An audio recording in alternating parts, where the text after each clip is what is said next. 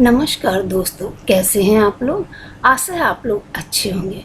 दोस्तों, आज की कहानी है सूर्यकांत त्रिपाठी निराला की कहानी लिली। पद्मा के चंद्रमुख पर षोडश कला की शुभ चंद्र का अम्लान खिल रही है। एकांत कुंज की कली सी प्रणय के बसंती मलय स्पर्श से हिल उठती विकास के लिए व्याकुल हो रही है। पद्मा की प्रतिभा की प्रशंसा सुनकर उसके पिता ऑनरेरी मजिस्ट्रेट पंडित रामेश्वर जी शुक्ला उसके उज्जवल भविष्य पर अनेक प्रकार की कल्पनाएं किया करते हैं। योग वर्ग के अभाव में उसका विवाह अब तक रोक रखा है। मैट्रिक परीक्षा में पद्मा का सूबे में पहला स्थान आया था। उसे वृत्ति मिली थी। पत्नी को योग वर न मिलने के कारण विवाह रुका हुआ है। शुक्ल जी हम समझा देते हैं कि साल भर में कन्या को देखकर माता पिता भविष्य शंका से कांप उठती हैं। पद्मा काशी विश्वविद्यालय के कला विभाग में दूसरे साल की छात्रा है। गर्मियों की छुट्टियां हैं, इलाहाबाद घर आई हुई है।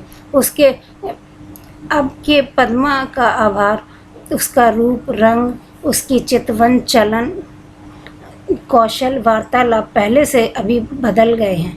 उसके हृदय में अपनी कल्पना से कोमल सौंदर्य की भावना, मस्तिष्क में लोकाचार से स्वतंत्र अपने उच्च अनुकूल के विचार पैदा हो गए हैं। उसे निसंकोच चलती हुई फिरती, उठती बैठती, हंसती बोलती देखकर माता हृदय के बोल वाले तार से कुछ और ढीली तथा बेसुरी पड़ गई है।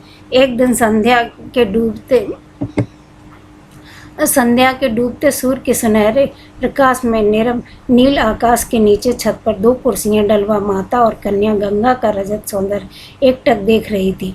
माता पद्मा की पढ़ाई, कॉलेज की छात्राओं की संख्या, बालिकाओं के हॉस्टल का प्रबंध आदि बातें पूछती है। पद्मा उत्तर देती, हाल की निकली स्ट्रैंग मैगजीन की एक प्रति तस्वीर देखती जाती है।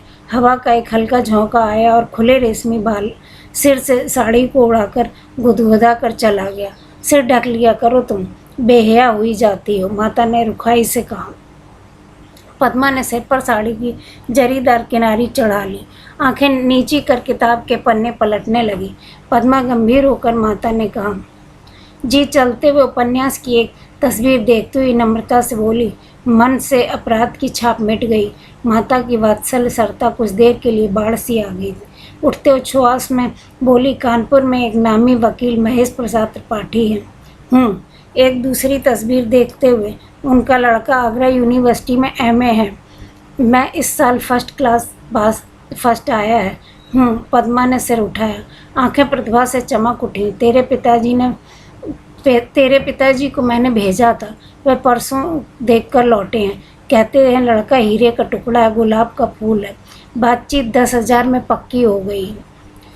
मोटर की आवाज़ पद्मा उठकर छत के नीचे देखने लगी। हर्ष से हृदय में तरंगें उठने लगी। मुस्कुराहट दबाकर आप ही में हंसती हुई चुपचाप बैठ गई।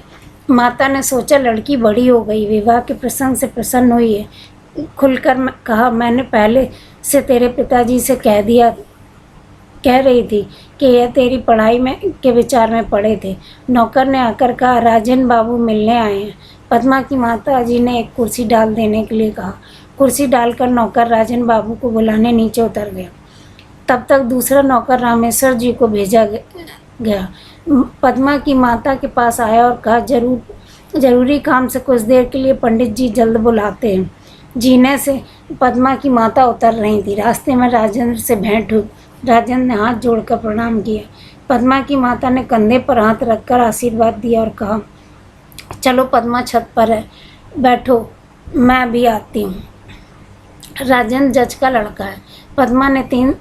पद्मा से 3 साल बड़ा पढ़ाई में भी है। पद्मा अपराजिता बड़ी बड़ी आंखों की उत्सुकता से प्रतीक्षा में थी जब से छत से उसने देखा था। आइए राजन बाबू, कुशल तो हैं? पद्मा ने राजेंद्र को उठकर स्वागत किया। एक कुर्सी की तरफ बैठने के लिए हाथ से इशारा कर खड़ी रही। राजेंद्र बैठ गया। पद्मा भी बैठ गई। राजेंद्र, तुम उदास हो? तुम्हारा विवाह हो रहा है? राजेंद्र ने पूछा। पद्मा उठकर खड़ी हो गई।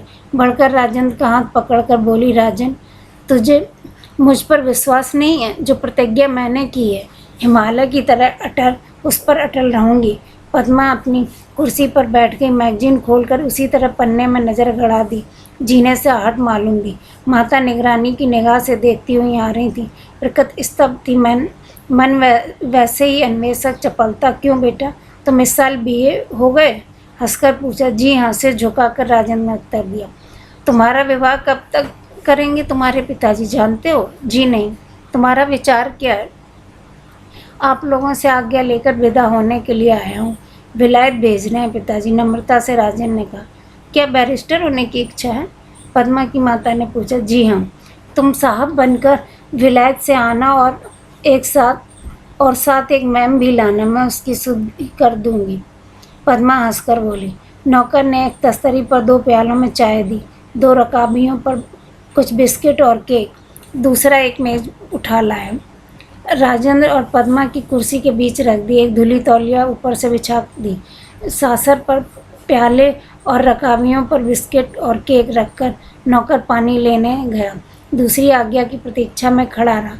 मैं निश्चय कर चुका हूँ, जवान भी दे चुका हूँ, अब के तुम्हारी शादी कर दूंगा, पंडित रामेश्वर जी ने कन्या से कहा। लेकिन मैंने भी निश्चय कर लिया, डिग्री प्राप्त करने से पहले विवाह न करूँगी। सिर झुकाकर पद्मा ने जवाब दिया। मैं मजिस्ट्रेट हूँ बेटी, अब तक अकल ही की पहचान करता रहा हूँ, शायद इससे ज़्यादा सुनने की इच्छा न होगी। गर्व से रामेश्वर जी टहलने लगे। पद्मा के हृदय के खिले फूल की कुल पंखुड़ियाँ हवा के एक पुरजोर झोंके से कांप उठी।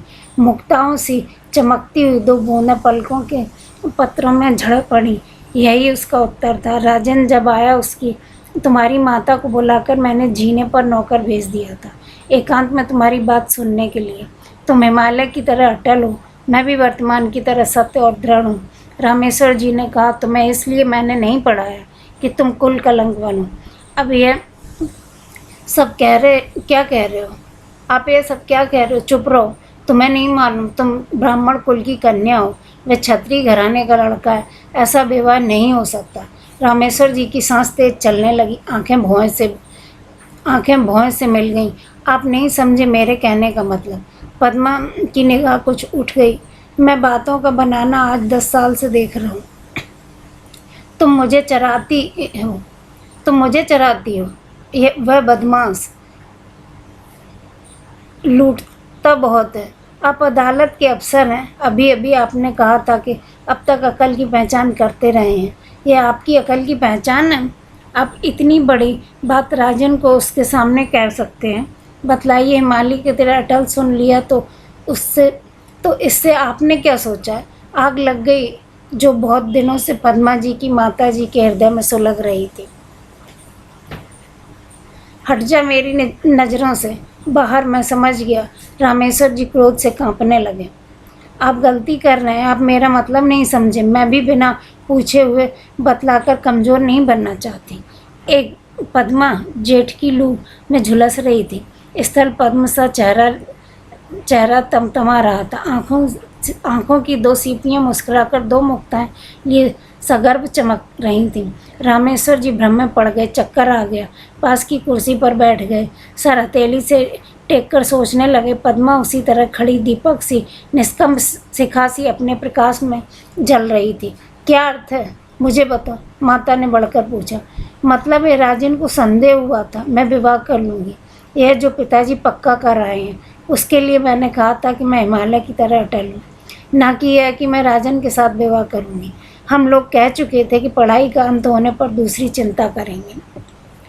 पद्मा उसी तरह खड़ी सीधे ताकती रही। तुम राजन को प्यार नहीं करती? आंख उठाकर रामेश्वर जी ने पूछा। प्यार करती हूँ। करती है? हाँ करती हूँ, बस और क्या पिताजी। पद्मा की आबदार आंखों से आंसुओं के मोती टूटने लगे। तो उसके हृदय की कीमत थी जिनका मूल्य समझने वाला वहाँ कोई नहीं था। माता ने ठोड़ी पर एक उंगली रखकर रामेश्वर जी की तरफ देखकर कहा, प्यार भी करती है, मानती भी नहीं, अजीब लड़की है। चुप रहो। पद्मा की सजल आंखें भौं से सट गईं। विवाह और प्यार एक बात है। विवाह करने से होता है और प्यार आप होता है। कोई किसी से प्यार करता है तो वह उसका विवाह भी करता है। पिताजी जज साहब को प्यार करते हैं तो क्या उन्होंने उनसे विवाह कर लिया है? रामेश्वर जी हंस पड़े। दोस्तों, आप लोगों को ये कहानी कैसी लगी?